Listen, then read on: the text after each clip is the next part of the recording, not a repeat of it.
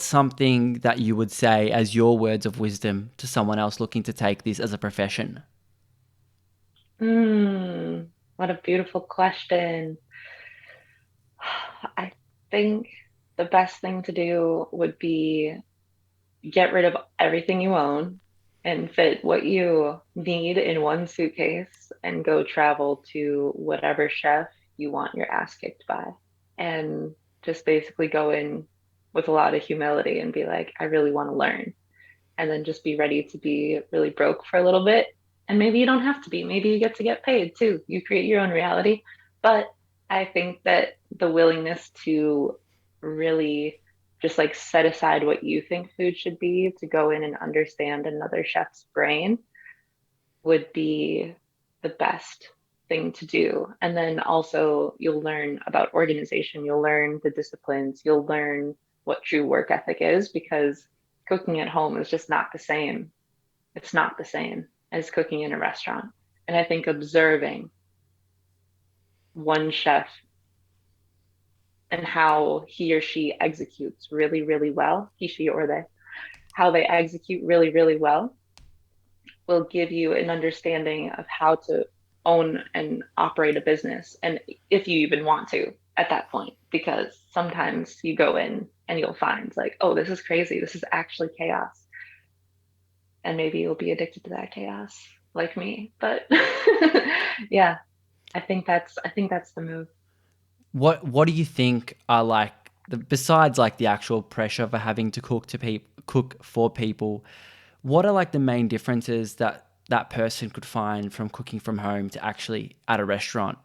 That you would say this is the expectation. Like don't come in here thinking fairies. This is what reality is like. Mm,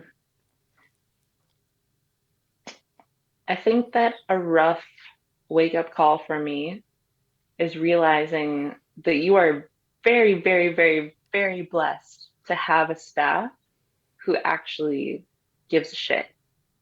Because most of the time, I think in this industry, luckily, I've been able to work with like very passionate chefs, but I've also worked in kitchens where people are just doing this because they can't do anything else.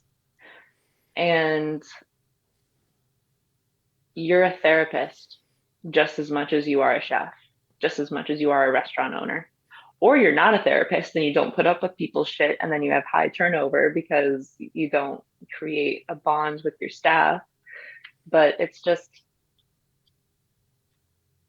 it's hard to motivate people if you're not willing to be like this nurturing person and really take care of your team just Mhm. because you're usually dealing with like ex-convicts or high school dropouts and people who are just lost in life and now they ended up in this kitchen.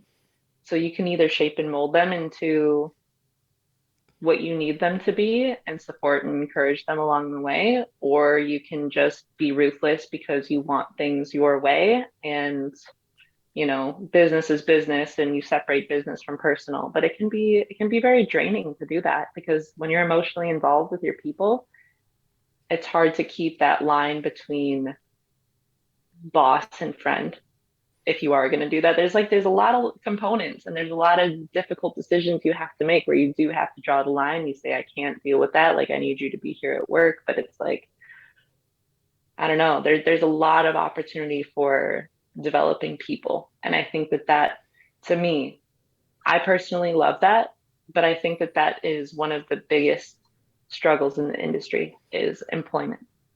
Yeah, I So for sure. everything else you can figure out. Yeah, I love that. And I think it's something that is really cool because it can be almost molded into any industry.